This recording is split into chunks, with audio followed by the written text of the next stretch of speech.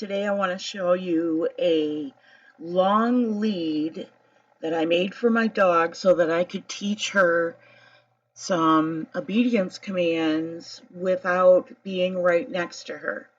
And this rig that I'm showing you is a harness, but clipped to the back of the three-point harness is this piece of rope that it's actually about, I don't know, 40 or 50 feet long, and I've clipped it to a clip that hangs off of the back of my belt. The purpose of it, there you can see it with knots stacked up on it. The purpose of it is to be able to manage that much rope quickly and easily and be able to concentrate on training the dog and not wrangling the rope. Here I'm showing you what you'll need. I'm giving you an Amazon price. If you bought everything part by part, I'm giving you what I think is a fair Amazon price. But you can certainly find these components at any hardware store, Tractor Supply, even probably hardware, Harbor Freight. That stack of knots again, and what I'm pointing out here when I finally get it in my hand and don't drop it is that that first knot where my finger is, that's the lead back to the dog, and I'm showing you that there's probably 6 or 8 feet between that knot and the back of the three-point harness. You'll also, by the way, need a clip, and I suggest that you use a spring clip. Standard to most dog leashes. You can find them at Tractor Supply and Home Depot and pet stores, and or just search on Amazon, and we'll leave you a list of the component parts and some links to Amazon. And just so you know, we do get a small commission if you use our Amazon link. All right, so here we are. I'm showing you that length of rope and where it's attached, and the dog wants to get going. So let's get her back into heel position, because that's what we're actually training, is heel position without me having to restrain her with that harness handle. She's still learning where the target for heel is, and I'm pointing out that I want my footfall, I want her nose right where my footfall is.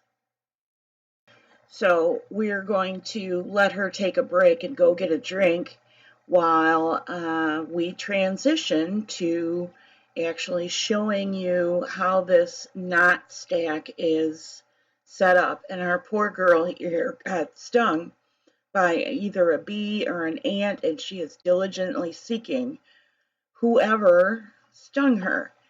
And so what I want you to know about this rope rig, after she goes searching for that offender, is that all this is a simple set of slip knots. Everybody knows how to do a slip knot. I did not demonstrate in this video how to do a slip knot, but you just take your lengths of rope starting at the bitter end, which we will see in a minute. After I get her settled down and get the rope wrangler set back up on the picnic table because she yanked it off, that's the whole part, this whole part of the clip is me getting her settled back down after being stung. Anyway, the stack of knots, you start at one end of the rope and you tie off a stop knot at the end of the rope.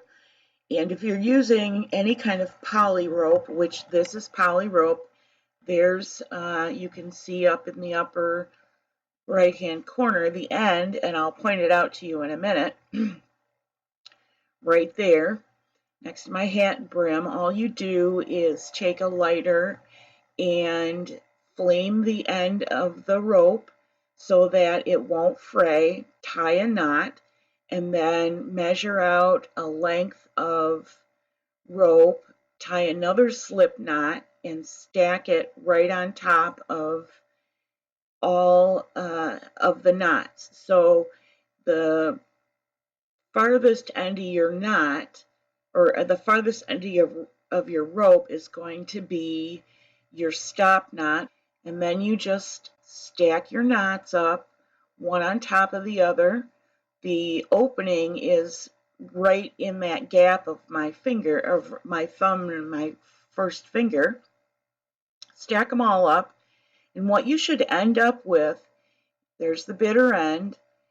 What you should end up with is a stack of knots that will feed off of the spring opening of that clip, and all you do is just with one hand you just keep popping them off as you need more and more rope.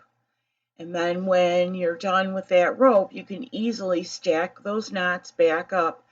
But the key to this that makes it so simple is that you stack the knots so that the lead end of the rope that goes back to the dog that we saw earlier when we were working heel, that lead end is on the very top. That's the first slip knot, and then each in the stack right there.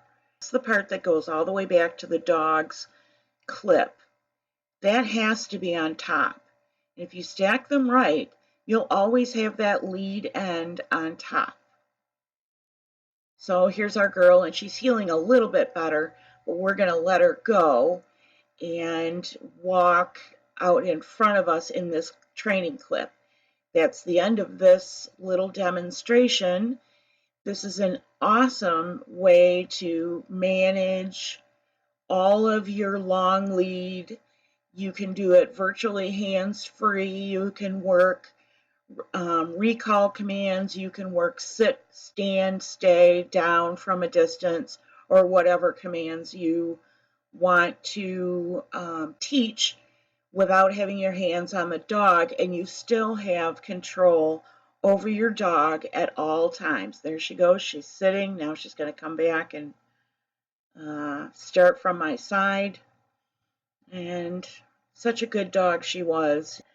The other thing you can do with your dog that's really useful with this rope wrangler or long leash system is you can hook it up to the end in the center of the harness at the 3-point connection. We don't have her harnessed up on this day, but you can get a dog who maybe will go in the water but doesn't like to swim.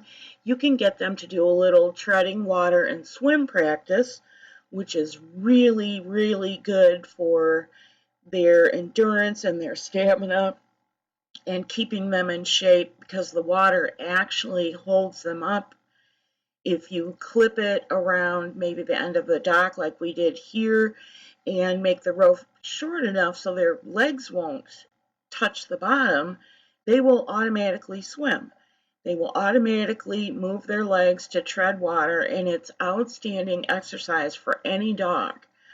Doesn't matter the size or what type of dog. Treading water keeps their joints from working too hard. It actually works the muscles. And for dogs like shepherds that have a tendency to have genetic hip dysplasia, the more you can strengthen their legs, the better off those dogs are in terms of degenerative disease. I hope you enjoyed this little clip demonstrating a quick release, long lead, or rope wrangler. There are affiliate links in the notes for this little clip, and we do receive a small commission if you use our Alpacamade affiliate link for any products that you are shopping for on Amazon. Thanks again. Have a great day.